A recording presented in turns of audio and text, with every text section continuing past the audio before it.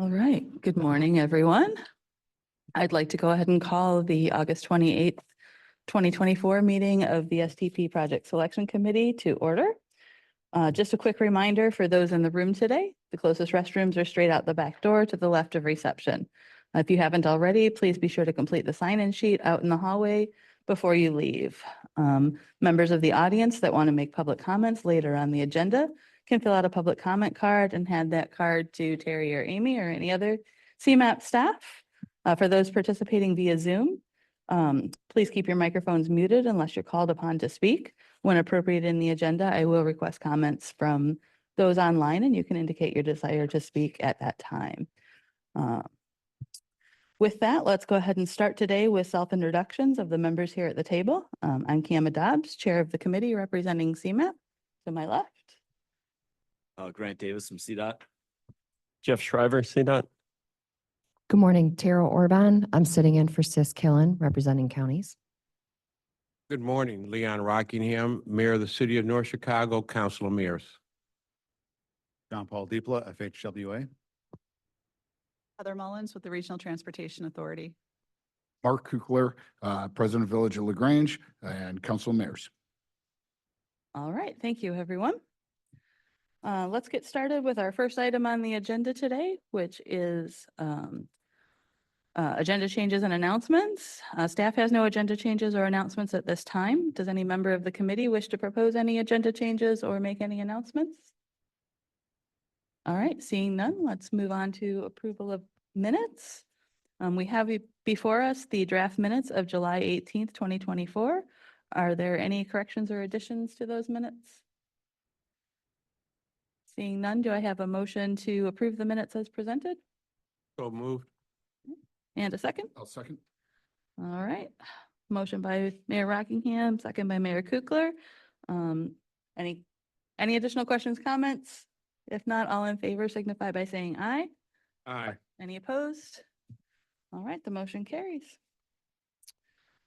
Next on the agenda, we'll review the active program management reports. Because our next round of quarterly status updates won't be submitted until September, there's no updated shared fund program report in our packet today. However, I did want to let everyone know that $102 million was transferred from Federal Highway to FTA for CDOT's State and Lake Station Improvement Project.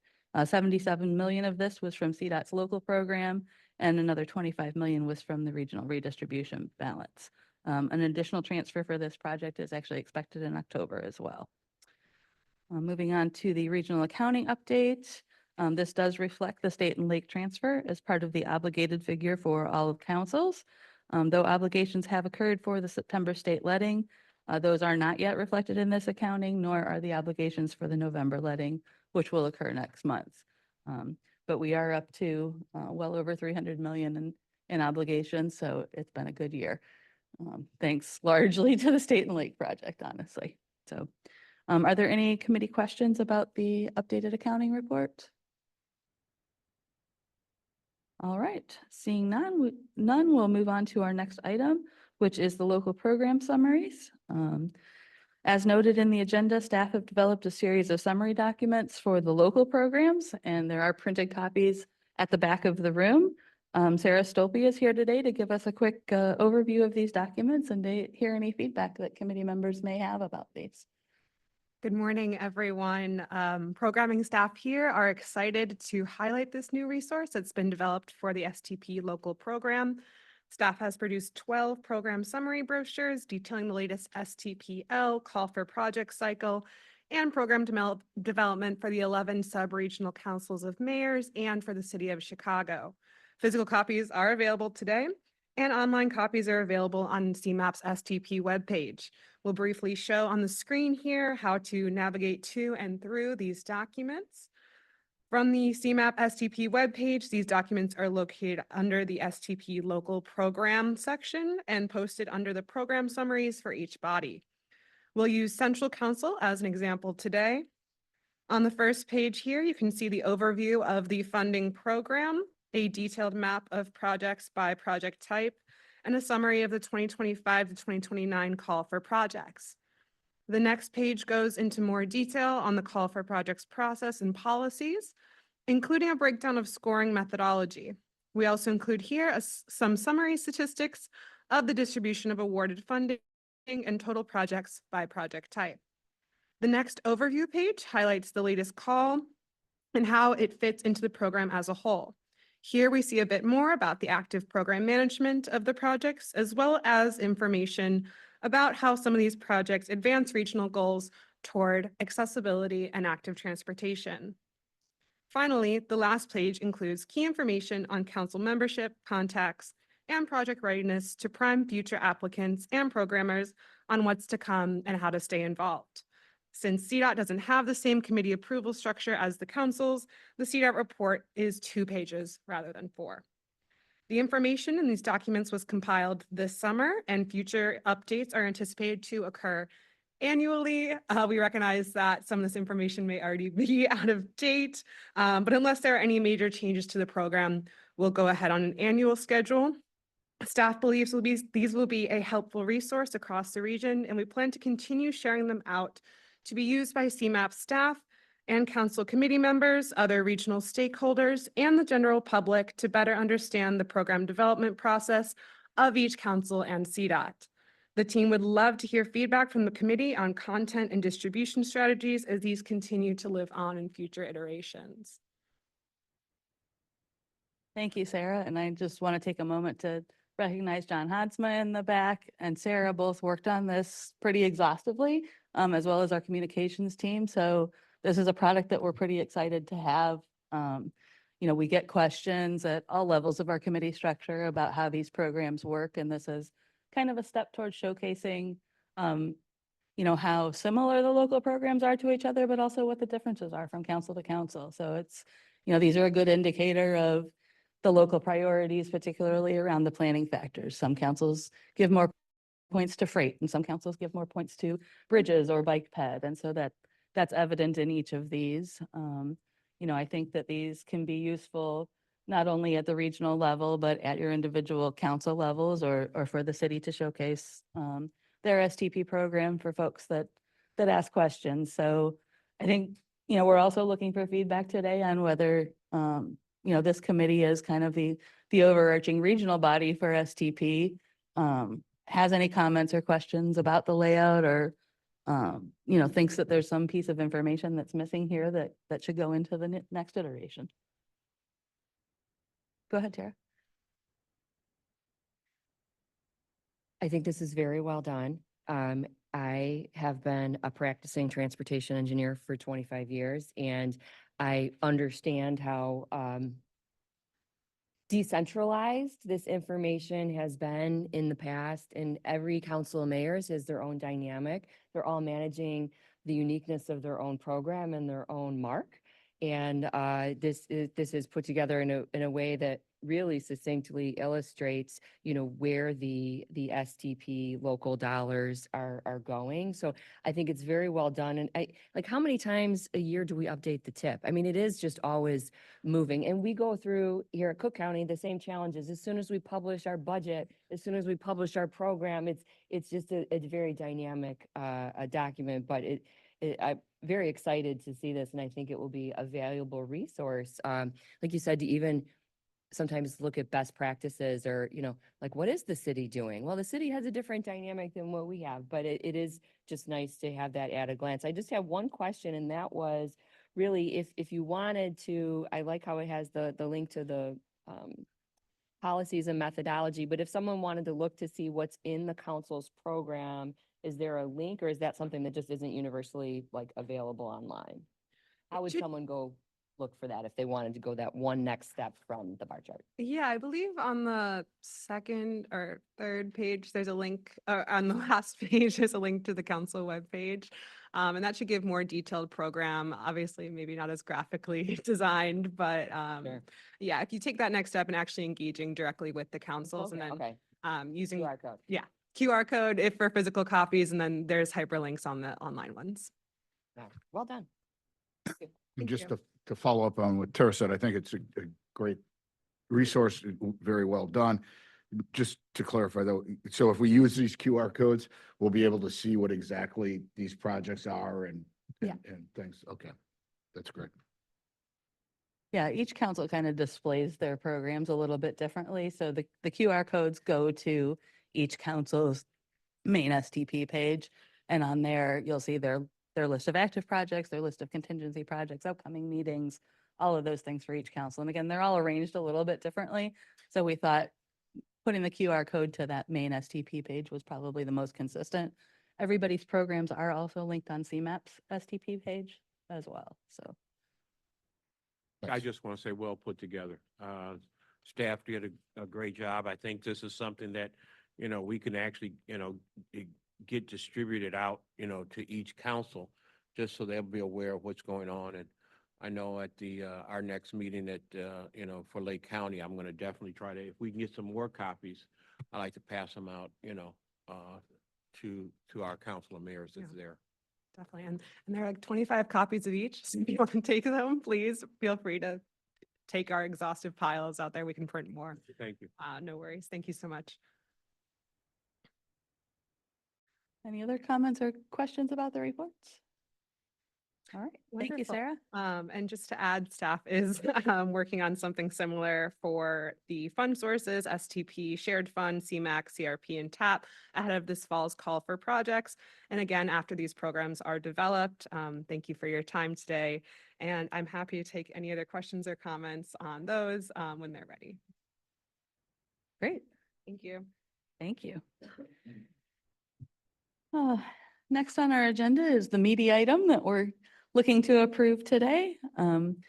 We do have before us in the packet the final draft methodology for approval ahead of the call for federal fiscal year 2026 to 2030. I can't believe we're talking 2030 already. Call for projects. Doug is here to provide highlights of what changed in that methodology. So the things that we've been talking about over the last couple of months. All right, good morning. As Cameron mentioned, included in your materials today is a memo which outlines the changes that were made to the STP Shared Fund application booklet. The booklet includes 3 changes to the scoring of projects. Next slide. The first involves the household and job scoring, which can be found on page 19. The total number of jobs within each project's travel shed will continue to be calculated in the same manner as the past program development cycles, but it will be converted to a score out of 5 points and then indexed to the other submitted projects. For the change, we're looking at the household component of the score will now be calculated by comparing the number of households which within each project's travel shed to the total households within each project area. The score will also be converted to 5 points and then indexed to the other submitted projects. So both scores will be combined for a total of up to 10 points. The second change involves the transit station, yard, or terminal improvement projects, which can be found on page 38 of the application booklet. Language has been revised in the improvement score section for yard or terminal projects. The efficiency component of the score will be determined by considering the percent decreased in non-revenue miles as a result of the project and then normalized by the total length of the rail line. Previously, this component considered the percent decreased in non-revenue trips. And then the last scoring change involves the resilience planning factor, which can be found on page 45. Language has been added to enhance the scoring for the inclusion of resilience elements in the project. Projects that are located where there are higher flood and heat exposure scores from the Transportation Resilience Improvement Plan or TRIP climate exposure score, climate vulnerability assessment will receive more points for inclusion of eligible resilience elements that address the vulnerability than those located where the TRIP vulnerability scores are lowest or that include resilience elements that are not directly related to the vulnerabilities. Apologize, that's a lot. The next slide, the booklet also includes the draft schedule for the call. You'll notice that staff is planning on opening the call for projects on October 21st with applications due December 20th. The goal is to have a draft program of projects ready in April of next year, which will go out for a public comment period and then return to this committee for approval in May. Final approval by the MPO Policy Committee is scheduled for their June 2025 meeting. The application booklet does include some dates and hyperlinks that still need to be updated prior to the call, and staff is working on those right now. At this time, staff requests committee approval of the draft application booklet with the discussed changes. Thank you. Thank you, Doug, for that overview. Before we discuss, is there a motion to approve so that we can open for discussion? I'll move to approve. Mayor Kukler, is there a second? Second. Grant? All right. Any questions, comments, or discussion? We do have staff on the line as well that are that were involved in the resilience factor and the other changes that were made. So if there's questions. I don't really have a question, but I do, well, to some degree, just when you talk about the resilience on page 45, you said flood and heat, I think it was. Yes. What is a heat factor? I mean, what constitute that? So I am not the expert in the trip. Kate, you want to jump in?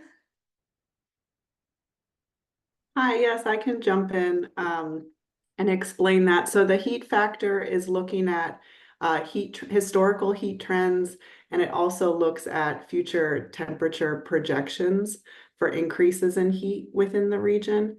And so we will be producing data on those factors, but it does take into account climate variability and where places are generally warmer or slightly cooler within the region, and then also urban heat island effect that makes, denser cities and towns hotter than other areas with more vegetation.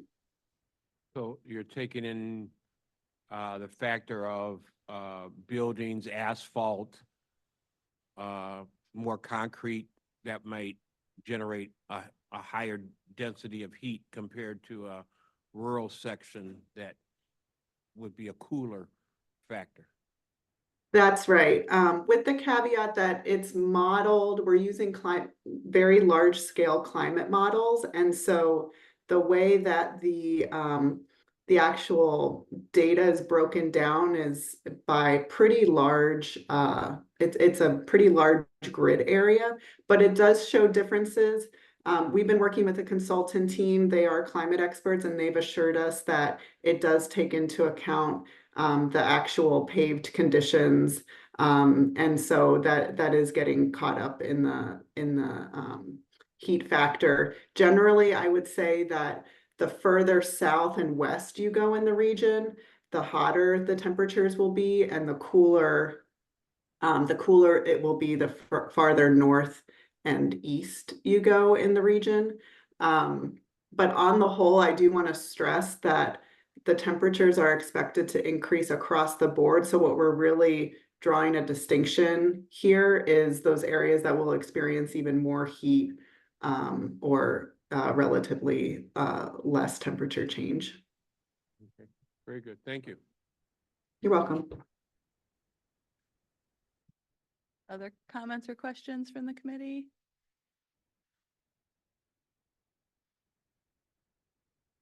All right, Steve, go ahead. Just all the changes that are in here have been discussed at these committee meetings, right? Nothing new. Nothing new. Everything is what's been discussed at what our July and our April meetings. April, yeah. We came to consensus, and this kind of brings them all together from those discussions.